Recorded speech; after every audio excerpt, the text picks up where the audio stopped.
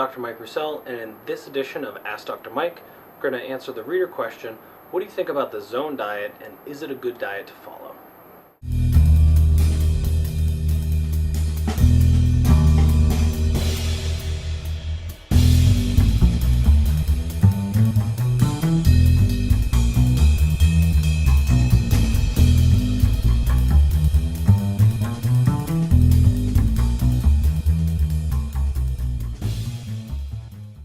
So today's question comes from a Facebook fan asking about the zone diet, wondering if it's a good diet and what I think about it and if they should follow it.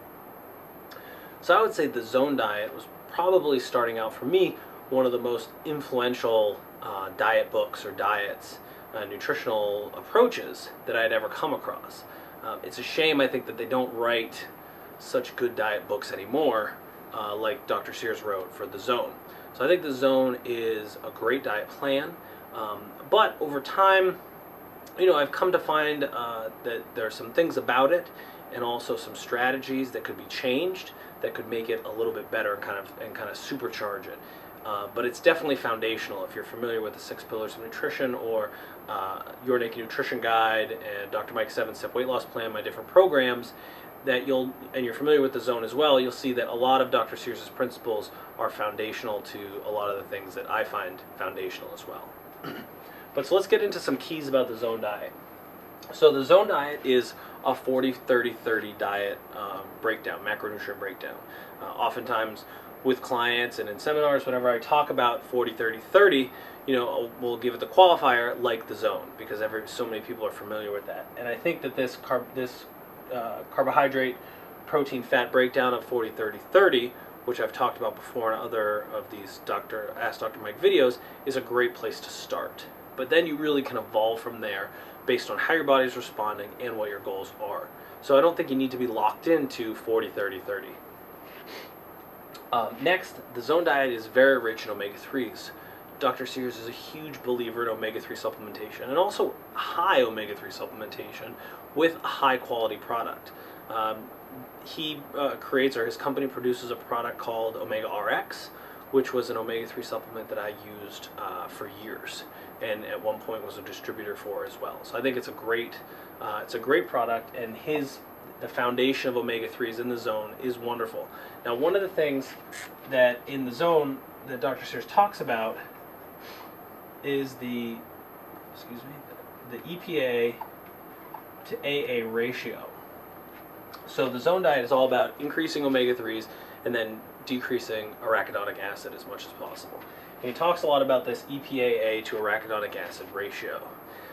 But what I really think, and the zone kind of gets into the omega-3, omega-6 ratio, and we've talked about this before as well, I just don't see the research supporting that ratio, either this one or an overall omega-3, omega-6 ratio. I don't see the research supporting that as the way to go, but instead, more just about EPA and DHA and the total amount. And so that would be your omega-3 index, and you can look at some other videos that I've done on omega-3 index and fish oil supplementation that kind of talks about that. And that really stresses an increase in overall omega-3s, whereas omega-6s don't necessarily matter as much. Especially because research kind of shows that your body conserves arachidonic acid levels, so this AA isn't going to change as much, that your body likes to conserve it at, keep it at a consistent level. But that depending on what you're eating, your EPA and DHA, those are the 2 fatty acids in fish oil, those can change dramatically. So focus on just eating a lot more fatty fish or fish oil supplements and boosting your EPA and DHA levels. Another component of the zone diet is very low, almost, depending, this could say no starch. So it's very rich in fruits and vegetables, and kind of eliminates starches almost completely. A little bit of oatmeal and such. And I think that while this is great for a lot of people, if you're very active, which I think you should be, that you can actually handle starches at different times. So specifically, we're talking about nutrient timing. And this is something that we've talked about in videos before. Excuse me. Nutrient timing is basically the idea that your body handles different nutrients better or worse at different times of day. So specifically, following exercise, you're going to have an increase in insulin sensitivity excuse me, so your body can handle those higher starch carbohydrates, those more carbohydrate dense foods directly after exercise. And so if you're very active, I think that cutting out starches entirely is not something that everyone has to do. You could do really well on very low and no starches, and I'm a fan of ketogenic, very low carbohydrate diets as well.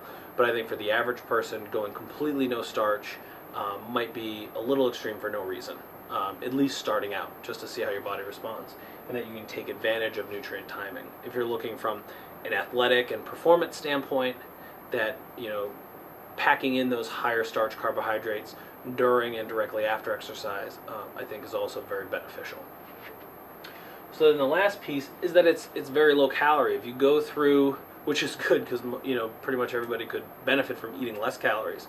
But if you go through all the calorie calculations, it's very low calorie because Dr. Sears likes to take into account the body fat that you'll burn, right, due to this ratio, which he suggests allows your body to readily access stored body fat.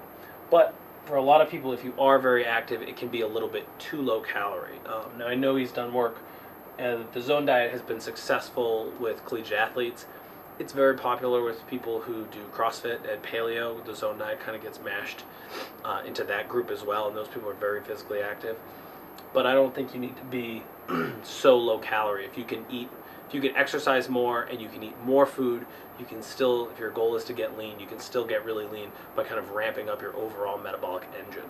So while it's low calorie, which is good for most people, you can actually, you know, after a while, you're going to need more calories. Specifically, if you're restricting starches, it makes it really hard to get to those higher calorie intakes to support more aggressive exercise programs. So I think the Zone Diet is great. I think these 4 principles are really great, but you could also tweak them a little bit based on your own needs to kind of supercharge the program for you. Okay? So hopefully that answered your question. If you have any other questions or anyone has any other questions, post them directly below this video, either at microcell.com or here on the YouTube page. If you're at the YouTube channel or the YouTube page, make sure you subscribe to the YouTube channel so you can get more Ask Dr. Mike videos as they come out. Okay, so that's going to wrap it up for this video. Thanks a lot, guys, and have a great day.